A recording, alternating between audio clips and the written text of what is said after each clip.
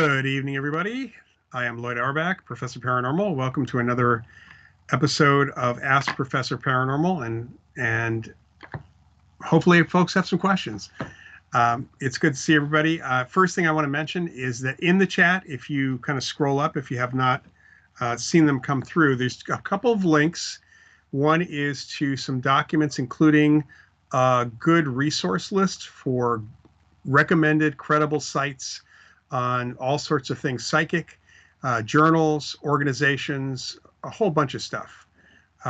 It also has that first one also has the psychic protection article I've written and a couple of other elements as well, other articles. The second one are 3 interviews I've done over the years. So I was the interviewer, having a conversation with Annette Martin, who was a psychic and medium I worked with for many years in investigations, who passed away in 2011. These are actually older interviews that are not going to be found on the web. There's an interview with Ankasha Amenti, who's a psychic and medium who I still occasionally work with. She lives up in Seattle these days, a good friend of mine. And the third is one of my colleagues, Pamela Ray Heath, who did her doctoral dissertation on the experience of doing psychokinesis, mind over matter, and did a follow-up book all about PK as well, all about mind-matter interaction as well. So that one's all about PK. So feel free to download those. I think last time I mentioned I was going to upload some other stuff. I'm still pulling that together to figure out what I'm uploading, but there'll be another link next time, which or between now and then, that I'll be putting up that will have a lot more material for you to download if you like. Okay, let's see. So first things first, Danshan was asking about feng shui, which is not really in my area, but we do make that suggestion. So for those of you that don't know feng shui, it is the Chinese art of arrangement of furniture and mirrors, and basically it's how you arrange a room or a space so that there's the best flow of energy, of qi, of just energy in general. And we've all been to places, I'm sure, where the decor just bothered you quite a bit. Maybe it was a little too garish or too filled up or too Spartan or something. But feng shui is really about the flow of the room in many respects. And where we've actually suggested it has been with certain haunting cases, which are residual hauntings, where people have an experience of a place that's kind of negative. And sometimes just moving the furniture around in different places, even putting up mirrors in certain places, psychologically, this may not be a psychic thing, but a psychological effect for sure happens with people, with places as well. I've been to places that had terrible feng shui, which I think was responsible for why people thought it was haunted. It really wasn't about that kind of energy, the paranormal energy. It was more about the general energy for that. Okay, another question I see here is possessed objects. I guess it depends on what you mean by possessed. The stuff I see on TV, people always ask, what about possessed dolls or haunted dolls? And, John Zaffis has his museum, and Zach Baggins has a museum with all sorts of evil objects and things like that. Objects hold information. That's something we're pretty sure about. If you know of the ability called psychometry, that is the psychic ability to touch or hold an object and get information, you're getting it psychically generally, from that object about its past, about who's owned it perhaps, where it's traveled, kind of what it's seen, even though it doesn't have eyes, what information it's picked up in the environment. That can also be highly emotional. So objects that are around during horrible things. So for example, I would never want anybody to take out or even, remove anything from Auschwitz or Dachau, the concentration camps, 2 of them where the Holocaust happened. That would be insane because they are emotionally charged, you might say. Possessed, when we talk about possession, you're normally talking about spirits. I don't buy that part of it. Perhaps some spirits, some apparitions might feel possessive of some of the things that they owned in life. That tends to be more about homes. But then again, homes are in fact objects. And it's very likely that when we pick up residual information in houses, it's psychometry. We're standing in the object instead of holding the object. So I don't worry about an object being possessed so much by a spirit, but it can come with baggage, emotional and psychic baggage in that sense. There are ways to kind of clear that, but it's not as easy. Actually, it's easier with a house than it is with an object in some respects. Okay, Tina, New York nerds. Nerds. Saw pictures of the Ghostbusters anniversary celebration down at the Firehouse in Tribeca. Cool. I know that they were having something going on. This is the 40th anniversary, of course, recently of Ghostbusters, the original Ghostbusters. Just watched Frozen Empire again the other night. So really kind of a fun thing. And I just read today that they're doing a new animated series for Netflix. So, and then there's some other things that are in the hopper too, which is interesting. Okay. And hi, Susanna. Hi, Kathy. Claudette. Hi from Albuquerque. I'm actually going to be in Albuquerque in a couple of weeks. The Psychic Entertainers Association are going to be doing our annual convention there at the Marriott Pyramid Hotel. And I think Friday night, we are actually doing a public show. So there'll be some performances that Friday night. That's like the 28th of June. And actually, if you email me at askprofparanormal@gmail.com or just profparanormal@gmail.com if you're interested, Claudette, I will send you the contact person who you can get tickets from if you want to come to that. Unfortunately, I won't have a lot of time for anything else because we're really going to be busy with our members for that convention. All right, Susanna, a number of people pass some psychopathy issues, suicide, psychotic break, die in violent way. Anyone ever attempted psychotherapy with someone who has passed? Yes, actually, let me think if I can find this book. I'm going to have to dig it up from one of there's a book called Ghosts I Have Talked to, and I'll try to get this, see if I can find it here real quick. Here we go. I have a not so great edition of it because I actually loaned my original copy out to someone. This is it, Ghosts I Have Talked to. This is by Henry McComas, McComas. Hopefully you can see that. Department of Psychiatry, Johns Hopkins University. It is not a new book. It was 1935. So it's not in the public domain yet. You might be able to find a copy of it on eBay. But this is really about spiritual mediums, but also about doing psychotherapy or psychology with some of the spirits, so to speak. So people do that. In some respects, we sort of, maybe not with violent people, because we don't have typically that many reports of psychopathic individuals or violent individuals who stick around as apparitions, as ghosts, to have that kind of communication. But people do have issues. Ghosts are people too. And yes, we have counseled them. The good thing for me is that I can do all the counseling, therapy, psychotherapy, even though I'm not a therapist, I want with a deceased person because they cannot complain to the Board of Behavioral Services. I won't get in trouble. But you can't do that with the living unless you have a license to practice. So it's a little different.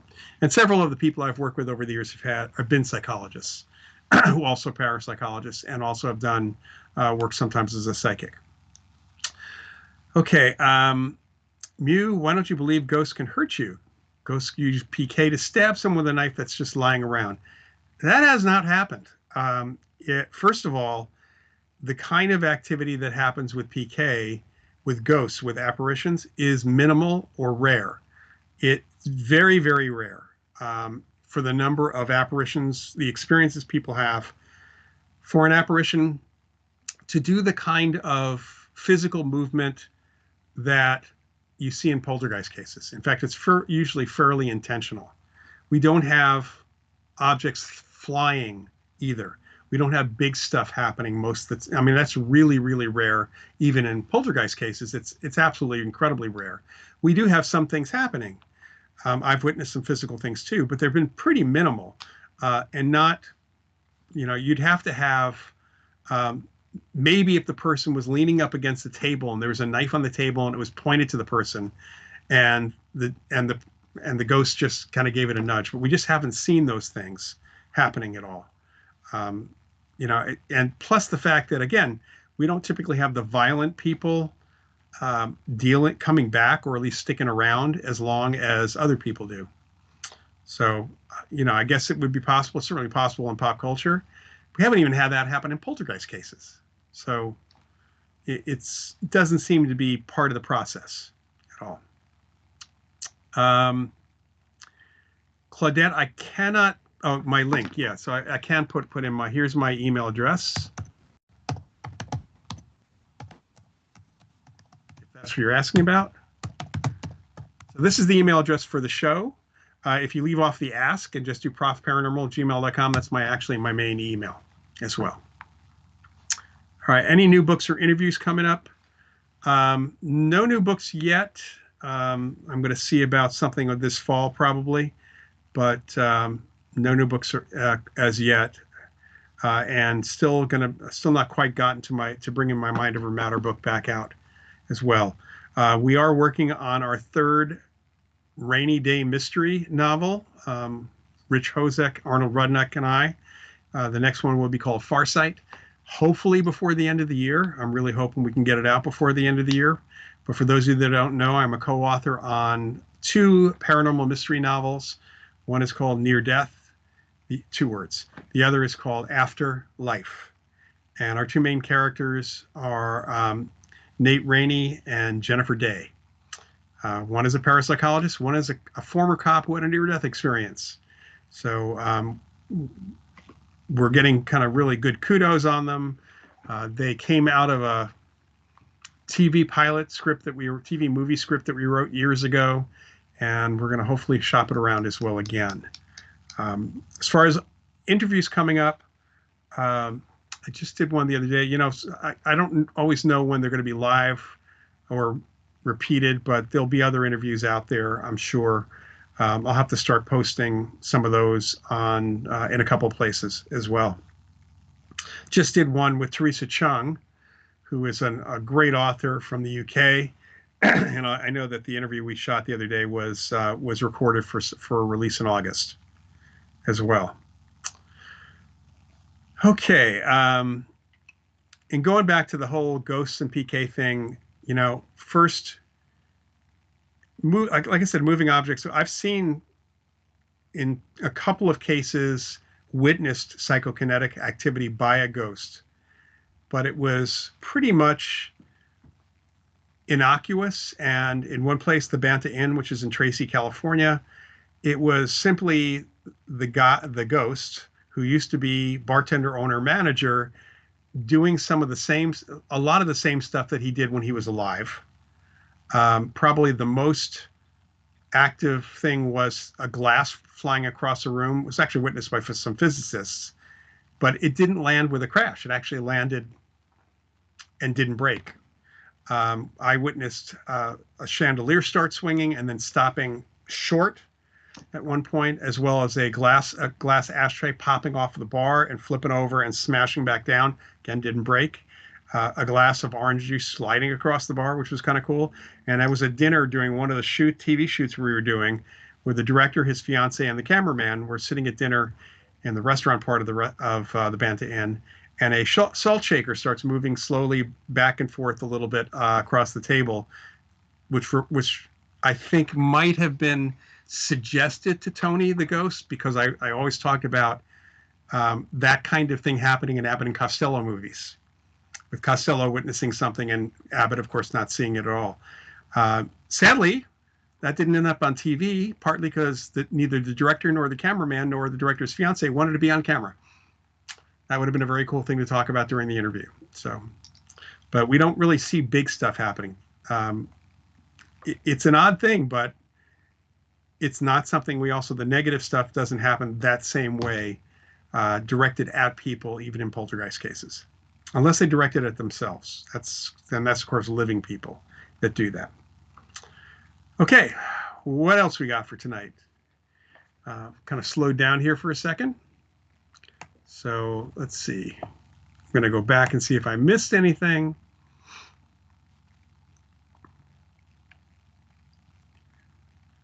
All right, so I think what I might do here is just talk about one particular thing. Oh, here we go. Here's Paul. Are you familiar with the work of Anthony Peake and read any of the books? Yes. Is There Life After Death is one of Peake's books that I've actually got. In fact, I'm looking at it right now on my shelf. I certainly don't personally know Anthony Peake, but I've read a whole bunch of his stuff over the years. Good writer. David Fontana is another good one who wrote a book called Is There an Afterlife? These are books that I've also recommended or used in my class on survival studies. And in fact, another author whose books are really, really good, and he goes after the skeptics in them, is a man named Christopher Carter, not the Chris Carter from the X-Files. And he's written a book called Science and the Afterlife. Also wrote a book on the skeptics. He's written some good stuff here. Let's see. Susanna, in the Jot you had with a remote that disappeared, was on top of a recliner you've been sitting in, always wondered about the process. Did it materialize or actually move and you didn't see it? All right. It's funny. I had this conversation with a friend of mine yesterday about this kind of thing. First, for those who don't know, Jot stands for just one of those things. And that is a label that's placed on PK effects or apparent events in which you put something down or something is placed someplace. And then it's when you look for it, it's gone. But when you come back for it again later, it's back. The best cases are those in which not only are you looking for it, but other people are looking for it too. And then it somehow is back to where it was in full view of everybody. So there's a couple of different interpretations. The psychic or paranormal one is that the device, for whatever reason, your unconscious is moving it because maybe it's not the right time for you to use it. This happens with keys and things like that. Or something unconscious is playing a little trick on you. So it moves, whether it dematerializes or just physically moves out of sight, we don't know because nobody sees it happening. My colleague Keith Harari always used to kid about the fact that that's kind of what happens with your socks when you lose one in the dryer. You know, he's got a real kind of a funny way of just kind of putting it. He wasn't really being serious about that, though, of course. Although he had this really fun theory about where that other sock happens to go. Anyway, the other possibility, which is a real possibility, especially when you're the only one looking for something, is that you have to remember that our eyes pick up stuff and our perceptual process gives us the picture of the room or the world. And there's something, we think of the word hallucination for seeing something that is not there. There's also a negative hallucination, which is not seeing something that actually is physically present. And either way, it's a perception thing. It's not your eyes that are not seeing it or seeing it. It is your mind, your consciousness, the perceptual process. So in this idea, you put something down, for whatever reason, your perceptions, probably your unconscious again, think of it as not noticing it. It can be right in full view, and you could look straight at it, and part of you is not seeing it. Your eyes are seeing it, but your perceptual process isn't acknowledging it. That can actually happen with data, for that matter. Somebody who is truly biased in a particular field, whether it's against parapsychology or it's even within a field like physics, and they look at data that is contradictory to their worldview, their beliefs, their bias, that if the data was even there, it would just completely disrupt their worldview. Their unconscious makes them not see it. That it's like gibberish. What are you talking about? There's no data here. That kind of thing. That's been studied in psychological studies as well. So it's kind of hard to know in a given situation, but I think we've all had those cases of Jot where we're pretty sure, because we even felt around on the table for the keys or something, and we still couldn't feel it. Or other people were helping us look for it. So, but we just don't know because nobody really witnesses whether they move or they are materializing and dematerializing and then rematerializing later. Okay, Paul Peake's latest book is on near-death experiences coming out. That's good. I mean, Anthony Peake's work is really good. I highly recommend his stuff. Um,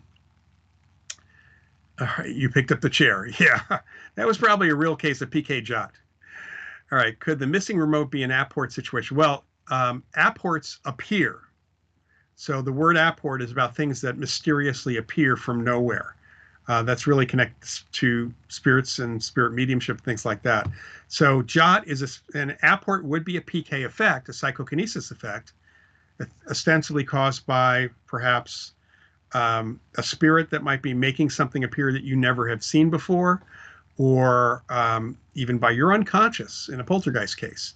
So it's sort of like that, but it really, when it disappears and reappears, we call them Jot. That's a term coined by the Brits, very Monty Python, actually. It's a very specific case. And there is a good book by Mary Rose Barrington, which came out a couple of years ago, called Jot. Look it up on Amazon. It's a fun book to read. Okay, let's see here. Yeah, Susanna, it would have fallen, so probably it disappeared and reappeared. I've had things like that happen too.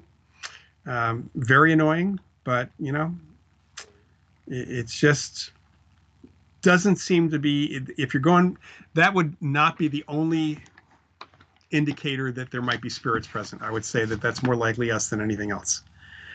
All right, nerds, last weekend you attended the Cryptids and Paranormal Conference in New Jersey. Ron Yacovetti has digital communication with spirits that's better than the ghost boxes. I'd still, honestly, be very skeptical. On the open-minded, I'll check it outside, but I want to know the conditions. I want to know the devices. I want to know what indicates that this is spirits. All of that stuff would be really important. Let's see. Jody, popular media and fiction seem fascinated with psychic ability being increased by someone having an NDE. Yeah.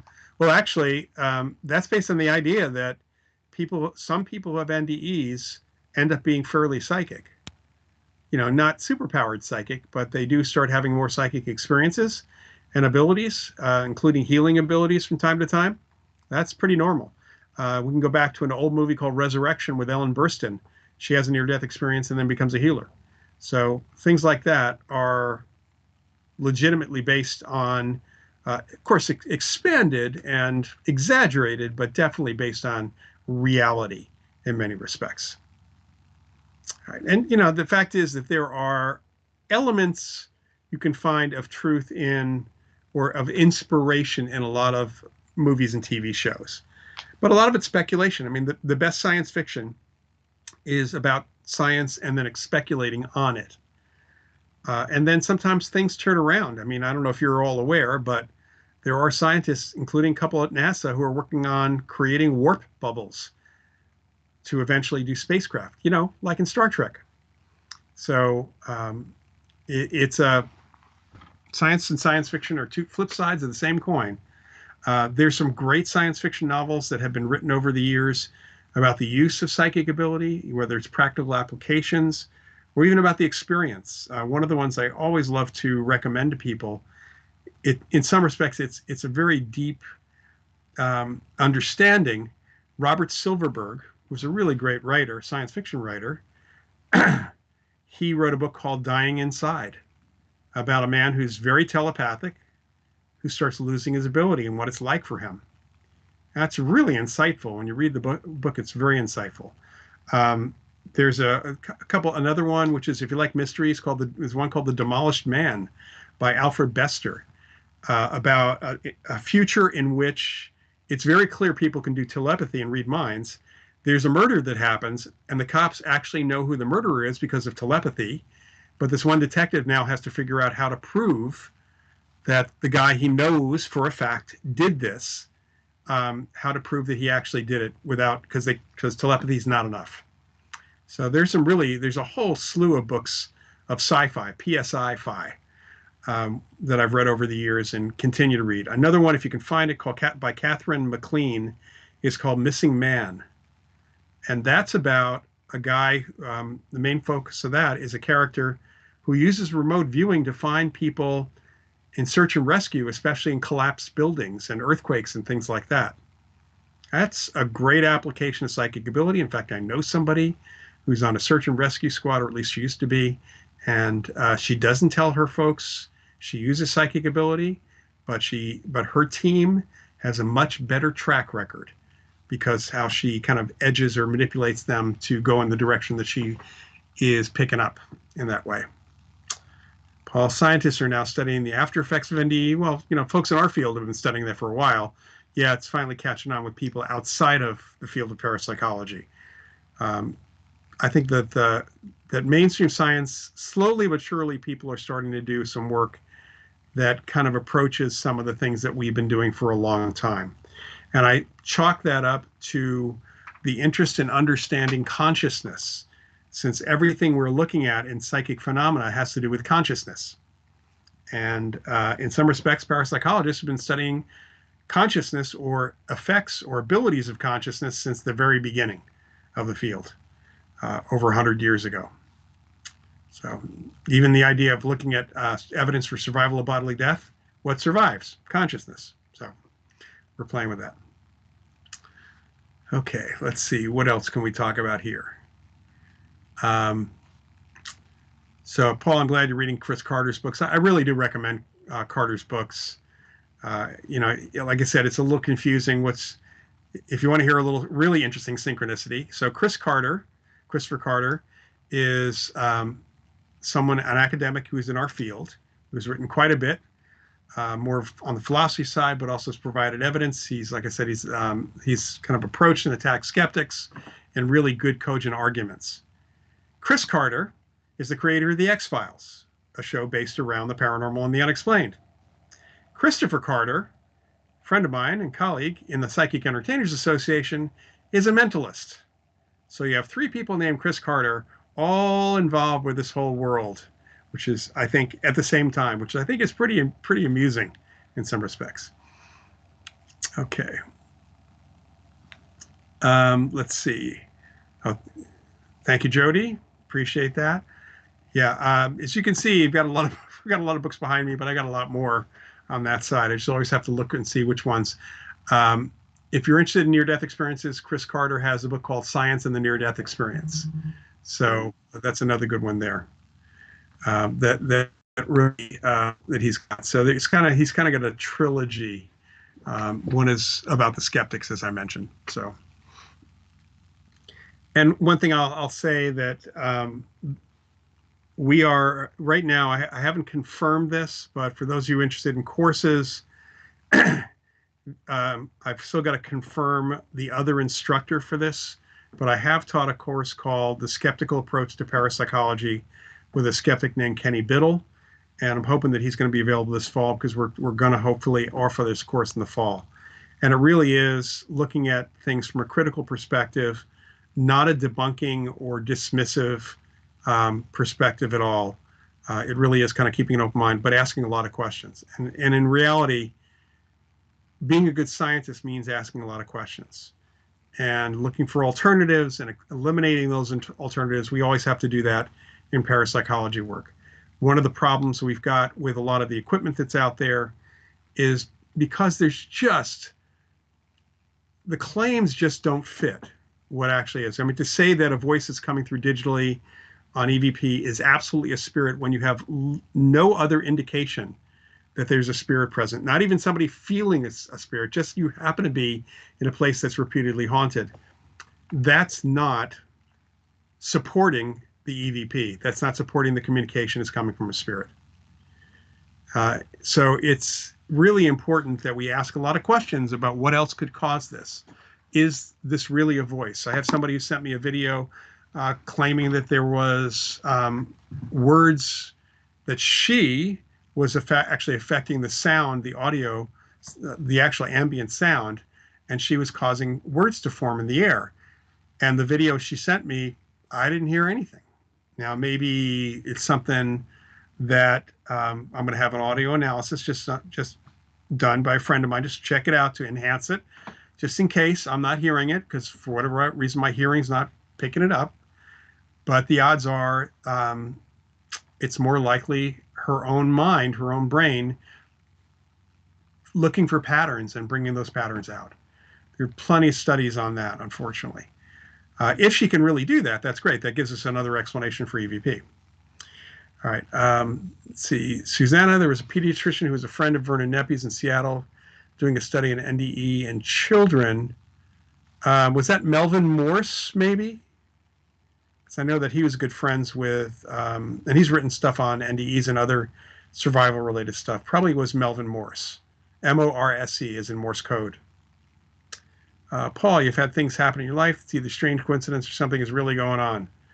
Yeah, I have had some very weird timing in my life that some people would say are amazing synchronicities, me being in the right place at the right time, or things developing and that pushed me in and kept me in parapsychology. I've had a lot of really interesting things. And does that mean the universe has a plan for me? I don't know. Does it mean perhaps that I am unconsciously putting myself in situations where I'm finding the things that I need to stay in the field? Maybe. It's really hard to say. So, when we start getting into the more spiritual aspects of what runs the universe, or, underlying God or gods or whatever else, that's not something that science is capable of really looking at this point. Okay. REM pods. Okay. Kenny Biddle does amazing scientific and actual physical breakdowns of popular ghost hunter equipment. Yeah, the REM pod was one good one where he took it apart, and this device, which costs upwards of $200 sometimes, the innards are a $20 theremin kit. And for those of you who don't know what a theremin is, that's an musical instrument that's very cool, and actually I think might be good in investigation for investigation purposes. As long as that's not the only thing you're relying on. But the normal theremin looks like a flat box with an antenna, and it puts out an electrostatic field. And when you move your hands, because we have an electrostatic field as well, interacting with it causes certain tones to come out of the box. The REM pod is a $20 kit to build a mini theremin. I think Kenny may have mentioned to me that the casing for the REM pod probably costs more than the actual innards of the actual REM pod. So, it doesn't say anything. It doesn't say there's a ghost there. There's nothing that can detect a ghost directly, because we don't know what ghosts are made out of. We don't know what consciousness is made out of. We don't have any idea what psychic energy is. We don't know what's going on in that way, and we're playing with that quite a bit. So it's the idea that any of this equipment absolutely detects ghosts, when the only thing we know that can detect ghosts is human beings and maybe animals, although they can't tell us for sure what they're experiencing. We have to have that confirmation. We have to have some other indication that there's a ghost, a spirit, or something else there, because we also know that living humans can cause things to happen. We can make things react. And then for the REM pods, for anything that picks up magnetic fields, electromagnetic fields, there's many things in the environment that could affect those things. So you have to correlate those two possible experiences that people are having. You can't correlate it to an invisible, intangible, otherwise undetectable something, unfortunately. Okay. Last week, Fishbone opened up for a madness. Oh, he's the theremin on stage. All right. For those of you who actually would like to hear what a theremin sounds like, I mean, the best example I would say is a movie called Forbidden Planet. It's a movie from 1956. It's on a number of the streaming services for free. It should be.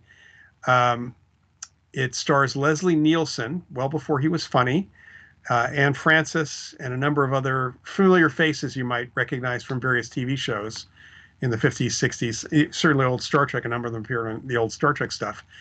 And it's sort of based on Shakespeare's The Tempest play, but it's about a spacecraft from essentially the Federation. It's the United Planets that checks on a colony and goes to this planet Altair 4 and finds that the original colony ship apparently blew up, leaving behind the one person who didn't want to get aboard the ship, and his wife and newborn baby, although the wife died later on. Um, and this one guy stayed behind. Dr. Morbius had discovered the remains of an ancient, highly advanced civilization and had his brain boosted, his intelligence boosted by a machine, which led to this really interesting manifestation of his id, as he called it, a monster from the id. And the theremin, it's got the soundtrack, the entire soundtrack is actually theremin music. So it's really, really cool. To me, it's also the best poltergeist movie out there, even though it's science fiction in that way. Yeah. So, Suzanne, you're saying musical application, link above. I don't see a link here at this point. But anyway, theremin is, you can buy a theremin, a basic theremin, for about $100 that actually plays music, not just the REM pod. You can get a much better one for about the same price. You can buy a REM pod and play with it. I've often thought about buying one just to, maybe for my next birthday, to learn how to play it. It just is cool. And if apparitions can interact with electromagnetic fields, and you have an indication there's an apparition there, then maybe we could actually have a little music of the spheres coming through in some respects. But you can also just probably look up theremin on Google and find some clips of theremin music also. Graveyard Greg, I think you meant theremin, not therapist. All right, more recent movie of beautiful theremin music, The Electrical Life of Louis Wayne. I did see that. Saw that advertised. Yeah, I haven't watched it. Yeah, theremin music was used in Dark Shadows theme. It was been used in a lot of shows. It's just very cool. It takes a little while to learn how to make actual music, but it's very, very cool. For MPods can be faked with two-way radios hidden in pockets. Yes, absolutely. So much of what you see in this stuff can be faked, or influenced in other ways as well. And it's not hard. The number of people that have contacted me over the years, or I've spoken to, who thought the Ghost Radar app that's you can get on most phones for free actually detects ghosts. I'm just blown away how many people think that app can actually detect ghosts. All right. Your link that's a job was from YouTube. Okay. Yeah. All right. Yeah. It's the fact is that there are so many people who are making so much money off ghost hunters. It's sad. It's truly sad. There was an individual, I think you all probably know what Frank's box is, or you might not. That's the original spirit box. Although it was originally designed for communicating with extraterrestrials, not with spirits. And there's an individual who took to using the Frank's box and started using it at conferences, ghost conferences, writing for magazines. And he claimed he was one of, I think it was 30 people, and only 30 people, who could actually properly use Frank's box to communicate with spirits. And he then started at some of these conferences charging somewhere on order of $800 for a session with the box, with him in the box, because he would be one of the only people who could use it properly. Which, that's, to me, that's con artistry. That's scam artistry. I mean, maybe he really believed that, but there was never any indication that it was only 30 people. So, and that's $800, a little pricey. I think after the spirit boxes got cheaper and people started making their own and doing things, that's when he kind of disappeared from that. Okay. Frank's box, who then went on to make Frank's hot sauce. Yeah. Yeah. A friend of mine, late friend of mine, Pete Haviland, knew Frank, the real guy. That's just how I know with the ET thing. And the idea originally came from the movie Close Encounters of the Third Kind, which has been hitting the news a little bit more recently. Interviews with Steven Spielberg about it. And Close Encounters of the Third Kind, if you've not seen that movie, if you have any interest in UFOs, you have to see that movie. It's like the classic film. And in that movie, Richard Dreyfuss, he's the main character, who keeps getting these impressions of going to Devil's Tower in the Southwest. for some reason. He's on his way there and his car conks out, as happens with a lot of UFO stuff. But his radio, his AM radio is still working. And this is an older car where you have a little bar that you start turning the dial and the bar starts moving for a different station.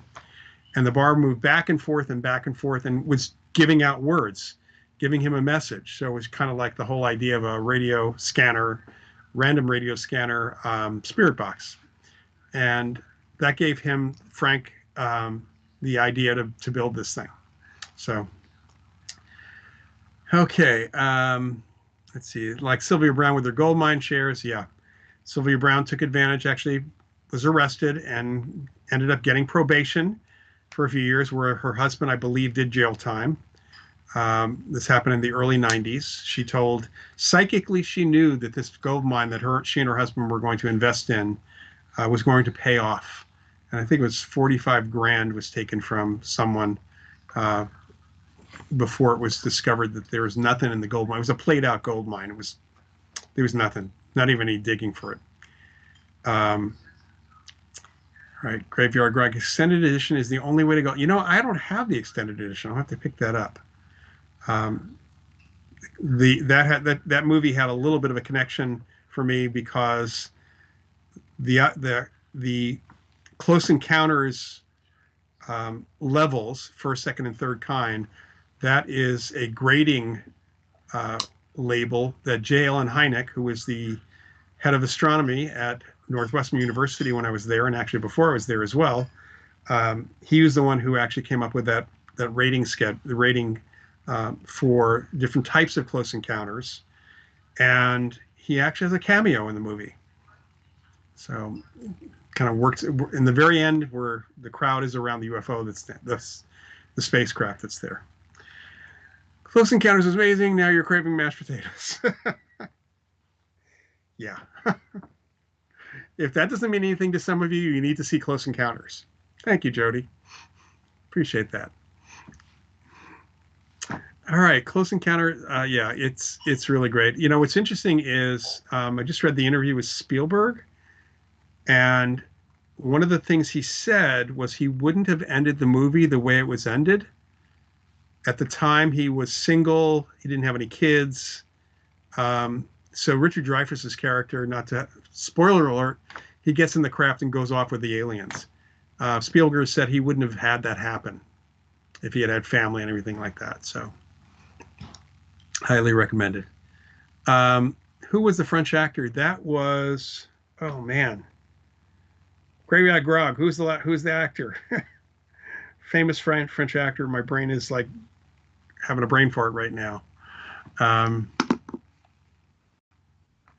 Boy, why can't I remember this? We'll come up with it in a minute. Francois Truffaut, I think it was.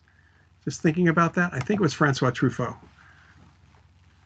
Pretty sure he was, and that character is based on Jacques Vallée, the other major UFO figure of the 70s, 80s, and even today to some extent. Okay, Allie.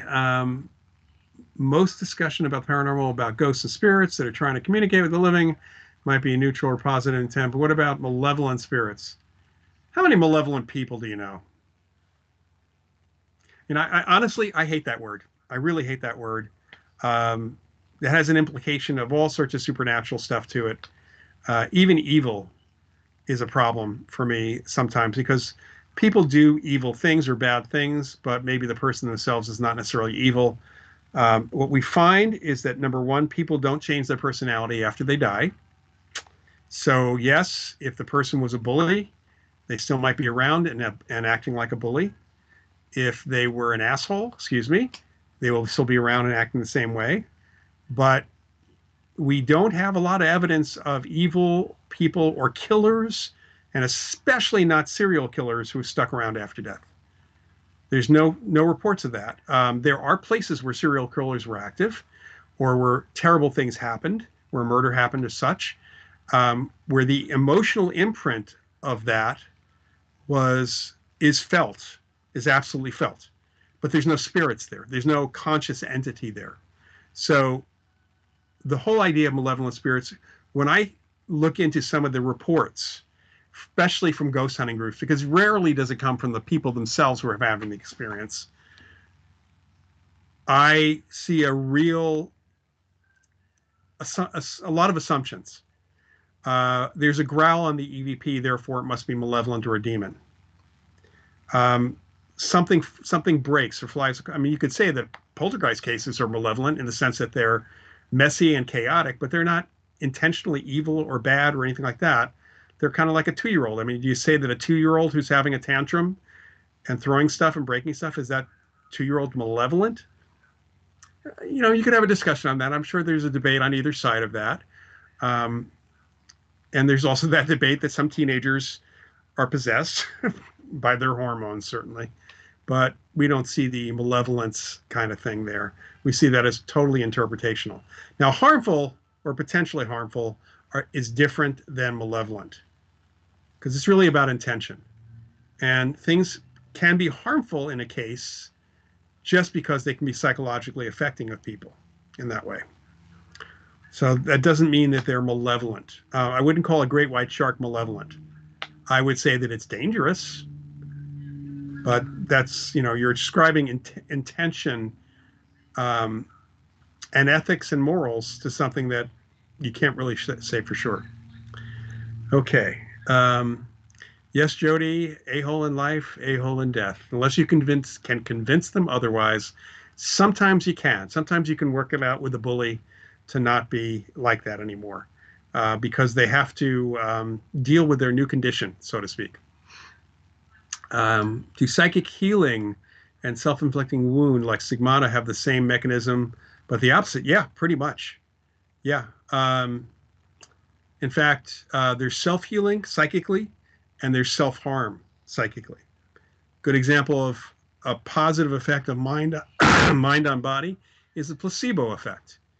And stigmata and telling someone that this pen is red hot when they're under hypnosis and touching their skin and getting a blister, which is real for some truly suggestive people, that's the nocebo effect. It's a negative effect. Psychosomatic illness can be considered that kind of thing, stress causing physical illness and that. But yes, it is the same mechanism. Psychic healing, trying to heal someone else, and psychic attack or influence, two sides of the same coin. But just like someone who doesn't want to be healed or get healthy or get better, and doctors know this, that'll slow down the process, and it'll actually stop the process for psychic healing. Same thing works for any sort of other psychic harm. That's why I'm really not afraid of anything psychic at all when I go on cases, because I know that my belief that these things can't hurt me is shielding me in some respect. Other than the Forever Family Foundation and people affiliated with Windbridge, are there any other organizations you recommend for people to find trusted mediums? You know, that's hard to say. Word of mouth, there certainly are trusted mediums that some of us know, people in the field. So that resources document you can download. If you go back to the beginning of the chat, you'll see a link, the first link to a Spaces on Hightail site that allows you to download some documents. One is a resources list of credible psychic organizations and websites. So that would be a start, but I'd be real careful about some of them. You know, I know of one site where they're actually charging mediums thousands of dollars to get certified and to become a certified teacher. And they don't really do much teaching at all. It's a very famous medium who's doing it. And it's kind of like a pyramid scheme, as we've seen. So always check folks out, word of mouth, find out if it's a good medium, all of that. But most of us, like I know a couple people who are not Windbridge mediums and not Forever Family Foundation certified yet. So yeah, definitely. Ask us. You can find probably most of the organizations will point you to somebody for that. Let's see. Venomous flying spiders aren't malevolent either. Yes, but I'll damn well not let any of them near me. So many investigators on TV and YouTube seem to be taking advantage of people without getting help for referrals for obvious psychological issues. How do legit researchers deal with this? Boy, if you're talking about the clients needing referral, we try to give referrals where that's possible. This woman who, you know, I've dealt with recently some people who do seriously need referrals. They have to want to get help. I'm dealing with a case right now where there's a lot of reported activity, although the other witnesses are saying they're just humoring the person, and the person definitely needs some psychological counseling. Not going to go for it because it's out there. It's not them. It's not them. So it's difficult when it comes to. There are some people in the ghost hunting world who could use some serious psychological help as well. I can't imagine that they're going to be open to anything. So we pretty much have to stay away from them. We do our best to get people help, but there's a point which people have to help themselves or take advantage of what we suggest. That's really important. I've dealt with people who talk about the activity in their home and they're at a distance, not near anybody, and I've given them suggestions on how we would handle it if we were there, if the activity's real, and they don't. It's still happening. Well, have you followed the instruction? No, I haven't done that yet. It's like, it's going to keep happening until you follow some instructions, until you try some things. You need to actually take some responsibility in this. And that's an important thing we have to kind of work with people as well. Paul has spoken to Daniel Brinkley, really interesting character. Individual had a number of NDEs. Yes, his book Saved by the Light. Definitely, I say it's on the must-read book list for those looking into NDEs quite a bit. The Arthur Findlay College, yes. I mean, I'll say the Arthur Findlay College in the UK is a really respected organization working with mediums, training them. And they probably have some good recommendations for people in the UK. I'm not sure how much and I know people who've gone over there and studied. I just don't know what they, how they do referrals over there as well. Okay. Yes, and the Journey Within Spiritualist Church in New Jersey, run by a Forever Family Foundation medium, Joseph Scheel. But he's going to recommend you to other Forever Family Foundation mediums as well. So, you have to just know that there's a kind of a network that's out there. All right. No, you talked in classes about what to look for as well in mediums. Yeah, I have done that. It's one thing I'll say is there's a really good book called The Medium Explosion by Robert Ginsburg. And Bob Ginsburg was one of the founders of the Forever Family Foundation. Started as a skeptic. After his daughter died in a car crash, he and his wife Fran were contacted by either a neighbor or a friend who had a medium do a reading for the friend. And Bob and Fran's daughter came through the medium to pass along a message to Bob and Fran. And Bob was intrigued, but skeptical. And he really dug into looking into this and the evidence. And in the book, it's really a good book about how to assess mediums and what to look for, but also his journey from skeptic to, yeah, this stuff is real. It's not a lengthy book. It's a really good book. Some great advice. Again, it's called The Medium Explosion by Robert Ginsburg as well. All right, let's see. Is your class in survival at the Rhine over? It is just about over. So we just did week 5. We only have 3 more weeks left. Unfortunately, you can't join it right now, Paul. We will offer it again next spring, most likely, somewhere around there, sometime next year. It'll be there. And that's a high-level look at consciousness and the evidence for and against, because I cover both sides, different experiences that are supportive or directly indicative of life after death, of survival of consciousness. And then, do talk about alternatives, including the main alternative in parapsychology when things are psychic, which is that it's all ESP of the living, and it's not, which I don't buy into. Thank you, Vicki. Appreciate it. Yeah, it's an interesting class. We have some really interesting discussions from time to time. I get to talk about some of my personal experiences in there. And by the way, in August, the one class I know I'm teaching is parapsychology and the public. So it's really a course in how to present parapsych. It's really called Presenting Parapsychology to the Public. That's the full title. It's a 4-week class, and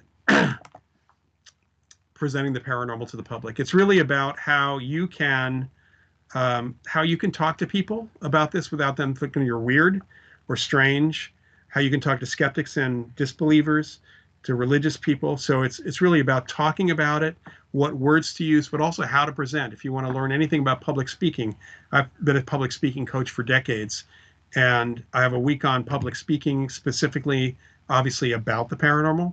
I've also got a week looking at working with the media and how to be a good interview subject or a good interviewer, and that, how to write about it, what kinds of things you should put in and what you should look for. So that's coming up in August.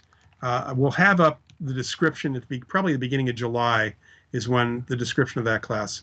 And I am going to be turning that class into a book as well down the road. But students who have taken that class have gotten a lot out of it, I've been told. So really taken a lot of what I've known from teaching other classes, non-paranormal classes, and working with business people and other folks, and applying it to the paranormal. Bob Ginsberg just interviewed scientist Mona Savani. Yeah, I mean, Bob has, they have I'm trying to remember how often Bob is on it. There's a show called, I should know the answer. This is just driving me out of my mind. There's a show that is hosted by the Forever Family Foundation on Thursday nights. Includes often the mediums doing presentations, talking to folks, people talking about their own experiences, and Signs of Life. It's called Signs of Life, and I highly recommend it. There's if you go to the Forever Family Foundation's website, there's an archive of older interviews that Bob has conducted. In fact, you can find some ones that Bob and Fran together had conducted. Fran unfortunately passed away a couple of years ago. But it's Signs of Life Radio is a really good place to go. And like I said, it's Thursday evenings at 8 p.m. Eastern, 5 p.m. Pacific. It's actually broadcast in the New York area. And then it is also webcast as well. And there is an archive. Take a look. You can go for. So definitely take a look at it. Give it a listen. And Bob knows from what he's talking about. Again, that book, Medium Explosion, is a great book. Also, there's a couple of books by Julie Beischel, Beischel, and you'll find those. Julie is the research director of the Windbridge Research Center. And look for her books as well on mediumship, because she's, the Windbridge Center has actually gone through a 1-year program of finding research mediums who would be really good under the most controlled conditions that probably anyone has dealt with in any science. Really shows either extraordinary ESP performance or mediumship, which is what we really think is going on. So take a look at her books as well. They're also available as ebooks. So is Bob Ginsberg's book. And of course, just to close out, my books are available. Not all of them as ebooks, but many of them are. My most recent book that was published was the second edition of A Paranormal Casebook. I am looking at the next one being the Mind Over Matter reissue, and then hopefully presenting the paranormal to the public. But over the next year, I'll be working on a second volume of A Paranormal Casebook. It'll probably be called Another Paranormal Casebook or something similar to that. I'm probably going to follow the titles of the Thin Man movies in some way, since they're some of my favorite films. All right, we're at time. Thank you all for coming. Remember to go to the Rhine Center, rhine.org. Support the Rhine Center, join the Rhine Center, look for our classes. There's plenty of free media you can look at there. Join the Forever Family Foundation, foreverfamilyfoundation.org. Free to join. You'll find the links in the description of the channel, as well as some other links. Again, go up to the top of the chat. This is going to be recorded and up. You'll find a link to a place where you can download some documents, as well as some audio interviews I've done with a few folks. And we'll see you again in 2 weeks on June 23rd is our next show. Thanks very much. May the force be with you.